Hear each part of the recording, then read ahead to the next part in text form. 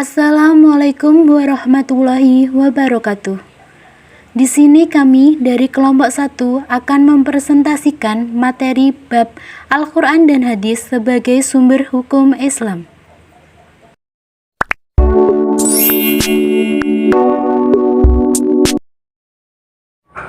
Posisi Al-Quran sebagai sumber hukum pertama dalam Islam. Pasti banyak yang bertanya-tanya terkait apa itu sumber hukum Islam. Nah, sebelum kita mengenal apa yang dimaksud dengan sumber hukum Islam, kita harus mengetahui terlebih dahulu apa yang dimaksud dengan sumber hukum. Jadi, sumber hukum adalah segala sesuatu yang melahirkan suatu aturan yang mempunyai kekuatan yang bersifat mengikat dan apabila kita melanggar akan menimbulkan suatu sanksi yang tegas. Jadi sumber hukum adalah suatu aturan yang mengikat seseorang dan apabila seseorang itu melanggar dia akan mendapatkan suatu sanksi yang tegas. Dari pengertian sumber hukum di atas kita mendapatkan suatu gambaran terkait apa itu sumber hukum Islam. Jadi sumber hukum Islam adalah segala sesuatu yang dijadikan dasar atau pedoman dalam syariat Islam. Jadi apabila seseorang sedang mengalami suatu permasalahan, sedang mencari suatu jalan keluar dari segala permasalahan, maka sumber hukum Islam dapat dijadikan sebagai acuan dalam penyelesaian masalah tersebut. Lalu, ada berapa sumber hukum Islam itu? Dan apa saja yang dijadikan sebagai sumber hukum Islam? Nah, jadi sumber hukum umat Islam itu ada 4 ya. Yang pertama yaitu Al-Quran, yang kedua yaitu hadis, yang ketiga qiyas, dan yang keempat adalah ijma'. Di sini Al-Quran berkedudukan sebagai sumber hukum utama dan pertama dalam Islam. Nah, dari sini pasti akan timbul sebuah pertanyaan, mengapa Al-Quran dijadikan sebagai sumber hukum yang pertama, dan kenapa bukan hadis yang dijadikan sebagai sumber hukum yang pertama? Sebelum membicarakan hadis sebagai sumber hukum, kita harus meletakkan hadis dalam kerangka usul fiqh. Menurut ulama usul fiqh, hadis adalah segala sesuatu yang disandarkan kepada Nabi Muhammad SAW, baik ucapan, perbuatan, maupun ketetapan yang dapat dijadikan sebagai dalil hukum syara'. Nah, dari pengertian tersebut dapat kita lihat kan bahwa ulama usul fiqh itu menempatkan Nabi Muhammad SAW itu sebagai musyari'. Karena alasan itulah mengapa hadis ditempatkan sebagai sumber hukum kedua dalam Islam setelah Al-Quran. Meskipun demikian, sebagai orang yang beriman, kita diperintahkan untuk taat kepada Allah dan Rasul. Taat kepada Allah dan Rasul berarti taat kepada Al-Quran dan hadis. Mengapa demikian? Karena seorang dikatakan taat kepada Allah kalau dia juga taat kepada Rasulnya, dan demikian pula sebaliknya. Sebagai sumber hukum utama dan pertama, Al-Quran merupakan hujah atau argumentasi kuat bagi Nabi Muhammad SAW dalam menyampaikan risalah kerasulan. Selain itu, Al-Quran juga digunakan sebagai pedoman hidup bagi umat manusia dalam menjalankan kehidupan di dunia. Dengan adanya Al-Quran, manusia dapat mengerti apa yang baik dan yang buruk, apa yang harus dilakukan dan apa yang harus ditinggalkan, bagaimana cara mengenal Allah lebih dalam, dan bagaimana cara mengetahui dan mengenal ciptaannya. Al-Quran juga digunakan sebagai penetapan hukum Islam, terutama setelah meninggalnya Rasulullah SAW. Al-Quran memiliki keistimewaan loh. Lalu apa sih keistimewaan Al-Quran itu? Jadi, Al-Quran merupakan kalam Allah yang tidak mungkin ada satupun atau seorang pun yang dapat membuat sesuatu yang serupa dengan Al-Quran. Bahkan, tidak akan ada satupun yang dapat menandingi keistimewaan dan keutamaan Al-Quran. Seperti yang dijelaskan dalam surat Al-Isra ayat 88 yang berbunyi, Bismillahirrahmanirrahim. Qul la in ijtama'atil insu wal jinnu ala an ya'tu bimithli hadzal qur'ani la ya'tuna bimithlihi walau kana ba'duhum li ba'dhin dhahira. Yang artinya, katakanlah, sesungguhnya jika manusia dan jin berkumpul untuk membuat yang serupa dengan Al-Quran ini, mereka tidak akan dapat membuat yang serupa dengannya, sekalipun mereka saling membantu satu sama lain. Nah, dari pengertian surat Al-Isra di atas, kita dapat mengetahui, meskipun seseorang itu adalah seseorang yang cerdas, meskipun seseorang itu adalah seorang pejabat, meskipun seorang itu adalah seorang profesor sekalipun, mereka tidak akan pernah bisa membuat sesuatu yang serupa dengan Al-Quran. Nah, dari uraian dan penjelasan di atas, kita dapat mengetahui mengapa Al-Quran dapat dijadikan sebagai sumber hukum yang pertama dan utama dalam Islam. Sampai di sini penjelasan terkait posisi Al-Quran sebagai sumber hukum pertama dalam Islam. Selanjutnya akan dijelaskan mengenai posisi hadis sebagai sumber hukum kedua dalam Islam. B. Posisi hadis sebagai sumber dalam Islam. Diskursus hadis dalam posisinya sebagai hukum Islam berarti mengharuskan kita meletakkan hadis dalam konteks diskursus usul al-fiqh. Bagi ulama usul al-fiqh, hadis adalah segala sesuatu yang disandarkan kepada Nabi, baik berupa ucapan haul, perbuatan fi'il, maupun ketetapan tahrir yang dapat dijadikan sebagai dalil hukum syara. Al-Mu'in Al-Namr 27 membagi hadis menjadi dua, yaitu yang pertama, hadis syariah. Hadis syariah adalah hadis yang secara hukum wajib diikuti oleh kaum muslimin. Dan yang kedua, hadis non-syariah. Hadis non-syariah adalah hadis yang secara hukum tidak mengikat untuk diikuti oleh kaum muslimin. Hadis syariah. Hadis syariah terdiri dari tiga. Yang pertama, hadis-hadis yang timbul dari Nabi dalam posisi dan kedudukannya sebagai al-tabligh yang harus mengkomunikasikan atau menyampaikan risalah Islam kepada umatnya. Yang kedua, hadis-hadis yang timbul dari Nabi dalam kedudukannya sebagai pemimpin kaum muslimin. Yang ketiga, hadis yang muncul dari Nabi Shallallahu Alaihi Wasallam dalam kedudukannya sebagai hakim. Hadis non-syariah. Hadis non-syariah terdiri dari tiga. Yang pertama, hadis yang berkenaan dengan kebutuhan setiap manusia pada umumnya.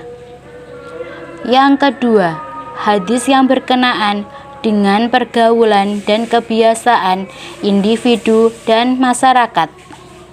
Yang ketiga, hadis yang berkaitan dengan pengaturan masyarakat dalam aspek-aspek tertentu. Fungsi al-hadis terhadap Al-Quran yang paling pokok adalah sebagai bayan, sebagaimana dilandaskan dalam Quran Surat An-Nahl ayat 44 yang artinya, mereka kami utus dengan membawa keterangan-keterangan atau mukjizat dan kitab-kitab, dan kami turunkan az-zikr Al-Quran kepadamu, agar engkau menerangkan kepada manusia apa yang telah diturunkan kepada mereka agar mereka memikirkan. Ayat tersebut menunjukkan bahwa Rasulullah Shallallahu Alaihi Wasallam bertugas memberikan penjelasan tentang kitab Allah. Penjelasan Rasul itulah yang dikategorikan sebagai al-hadis. Umat manusia tidak akan bisa memahami Al-Quran tanpa melalui al-hadis tersebut. Menurut Imam Ahmad menandaskan bahwa seorang tidak mungkin bisa memahami Al-Quran secara keseluruhan tanpa melalui al-hadis. Imam Al-Syatibi juga berpendapat bahwa kita tidak akan bisa mengistinbat atau mengambil kesimpulan dari hukum Al-Quran tanpa melalui al-hadis. Dengan demikian, jelaslah fungsi al-hadis terhadap Al-Quran itu cukup penting, yaitu sebagai bayan atau penjelas. Berikut merupakan fungsi hadis terhadap Al-Quran. Yang pertama, bayan at-tafsir, yaitu hadis yang memiliki fungsi untuk menjelaskan atau merinci kemujmalan Al-Quran sehingga dapat dipahami umat Islam. Yang kedua, ada bayan at-taqiq, yaitu hadis yang memiliki fungsi memperkuat hukum-hukum yang telah ditetapkan Al-Quran. Yang ketiga, ada bayan al-mutlaq, yaitu hadis yang berfungsi dalam memberikan batasan-batasan atas syarat-syarat yang disebutkan secara mutlak. Kemudian yang keempat, ada bayan at-takhsis, yaitu hadis yang berfungsi untuk mengkhususkan lafaz-lafaz di dalam Al-Quran yang masih bersifat umum. Selanjutnya kemudian yang kelima, ada bayan at-tasyri', yaitu hadis yang berfungsi untuk menetapkan hukum yang tidak disebutkan dalam Al-Quran secara jelas.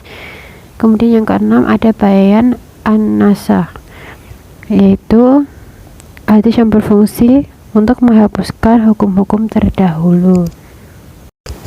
Berikut merupakan contoh fungsi hadis sebagai bayan at-tafsil, yaitu pada Quran Surat Al-Baqarah ayat 110 kita diperintahkan untuk mendirikan sholat, akan tetapi tidak diketahui bagaimana tata cara dalam mendirikan sholat tersebut. Kemudian dalam hadis Rasulullah menjelaskan yang artinya, sholatlah kalian sebagaimana kalian melihat aku sholat.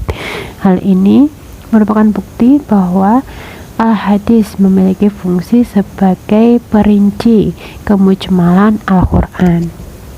Selanjutnya ini merupakan salah satu contoh hadis yang memiliki fungsi sebagai bayan at-takkid, yaitu pada Quran Surat Al-Baqarah ayat 185, yaitu tentang perintah berpuasa di bulan Ramadan. Kemudian ditegaskan oleh hadis Rasulullah, yaitu yang artinya berpuasalah kalian karena melihat tanda awal bulan Ramadan, dan berbukalah kalian karena melihat tanda awal bulan Syawal.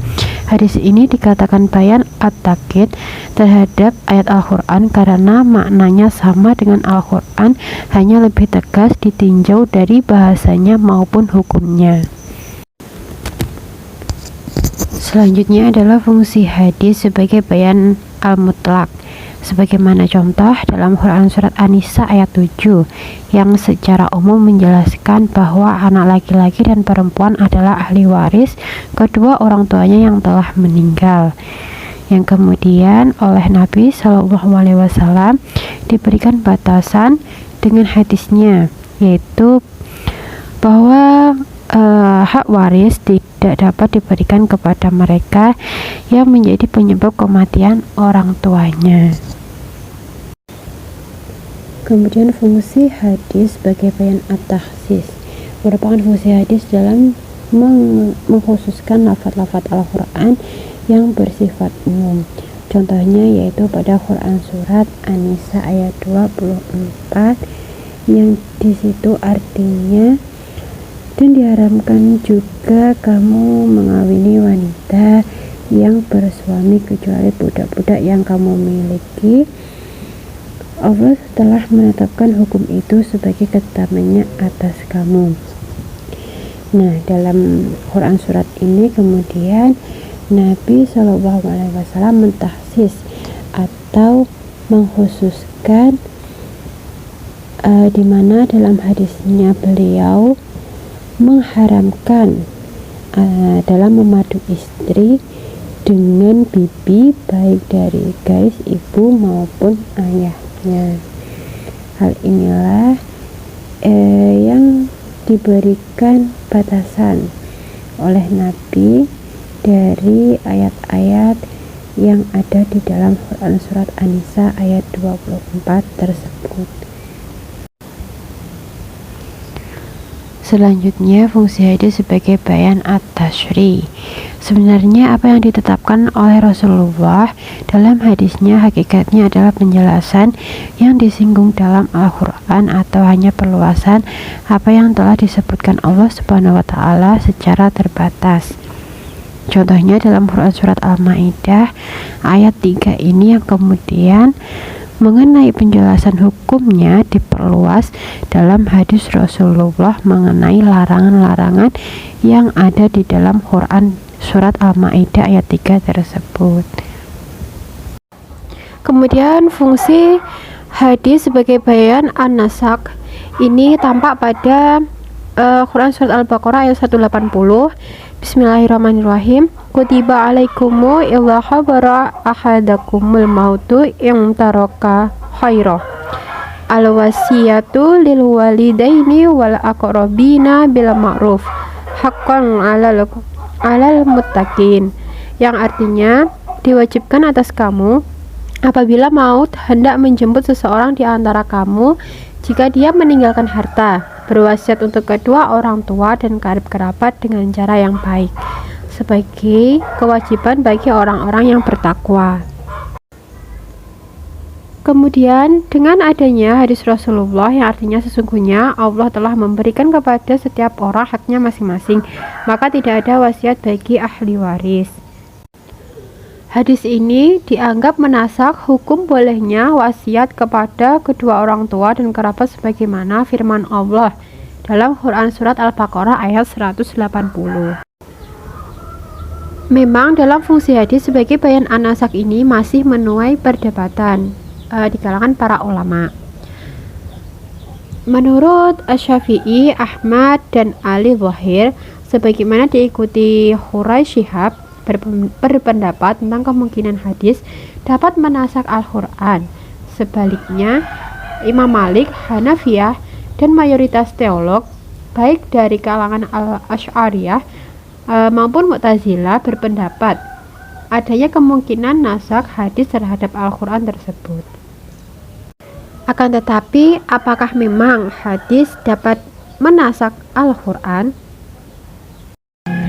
Dengan adanya persoalan-persoalan mengenai fungsi hadis sebagai bayan an-nasak ini, dengan dilakukannya penelitian dan perkembangan lebih lanjut mengenai fungsi hadis ini, secara umum para ulama menerima prinsip nasak sebagai alat untuk mempertemukan ayat Al-Quran yang secara mencolok bertolak belakang satu dengan yang lain.